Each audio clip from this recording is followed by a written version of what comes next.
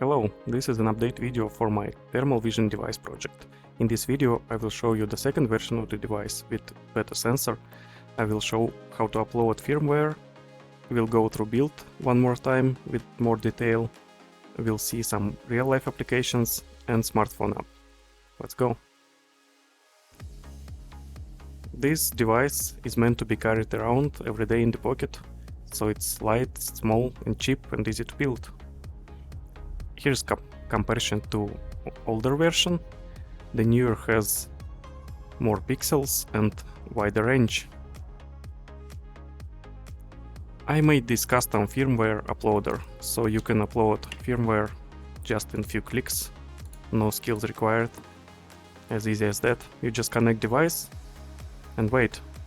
And if you don't see your device in list, you might need to install USB drivers. There will be links in the description.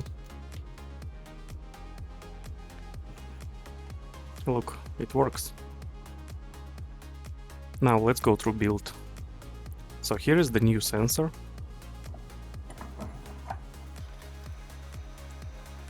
We bend pins, then we solder 4 wires.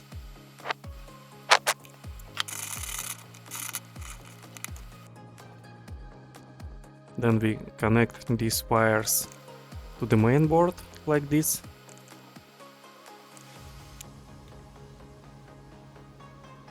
Look, it can work in this configuration already, but we need a battery. So here's the switch. We solder battery to it. Then we solder special connector, which is provided with Mainboard.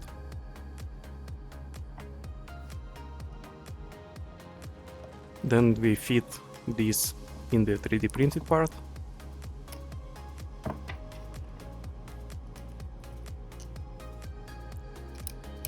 Like this.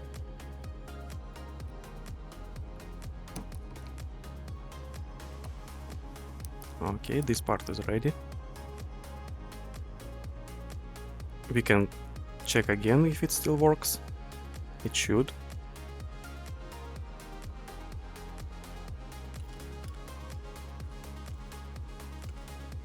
Then we slide the main board into the 3D printed part.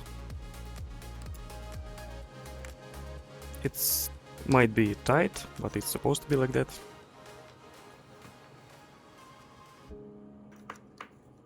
Then we put in the sensor in the socket.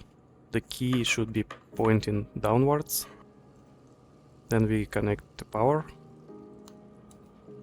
As you can see, this is a pretty easy build. Everybody can do that.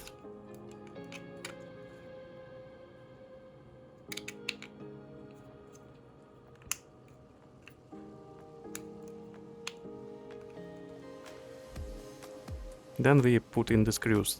You can find these screws everywhere in old toys or old electronics. They are everywhere. And now device is ready.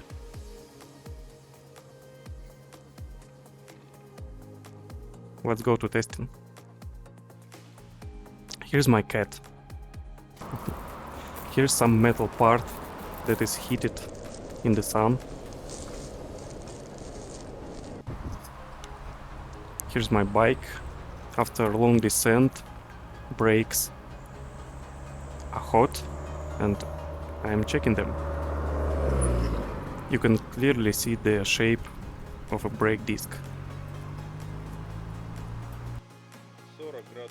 Yeah, I gifted other device to my friends that works at local robotics facility and they use it there like this.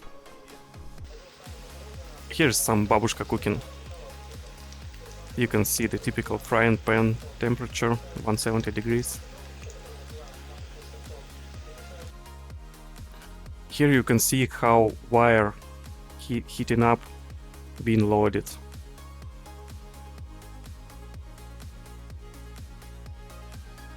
And of course you can use web interface to connect smartphone to this device through Bluetooth Low Energy, and then you can combine thermal data with your smartphone camera and get some pretty interesting results. But that's for advanced users, okay?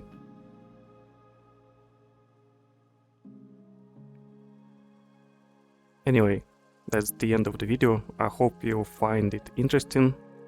If you have any questions, feel free to ask. And if you have any comments, type them below. See you around.